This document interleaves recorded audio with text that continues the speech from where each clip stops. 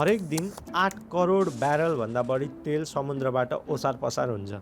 यो ट्रान्सपोर्टेसनको लागि समुद्रमा म्यासिभ फ्लोटिङ आइल्यान्ड जस्ता सिपहरू युज हुन्छन्। सबैभन्दा ठुलो ULCC जुन झन्डै 4वटा दशरथी स्टेडियम जतिको ठुलो हुन्छ, तिनीहरूले एकैचोटि 2 मिलियन ब्यारलभन्दा बढी तेल बोक्छन्। तर यो नेटवर्क एकदम फ्रेजाइल छ। समुद्र विशाल भए पनि यो ठुलो जहाजहरू एकदम साँघुरो वाटर प्यासेज क्रस गर्नै पर्छ। यिनीहरूलाई भन्छ चोक पोइन्ट्स। चोक पोइन्ट कति डेन्जरस हुन्छ भने 2021मा स्विज क्यानलमा एउटा जहाज अड्किँदा मात्र प्रतिदिन 9 अरब डलरको व्यापार रोकिएको थियो। र नेपालको लागि सबैभन्दा इम्पोर्टेन्ट चोक पोइन्ट हो स्ट्रेट अफ हर्मुज।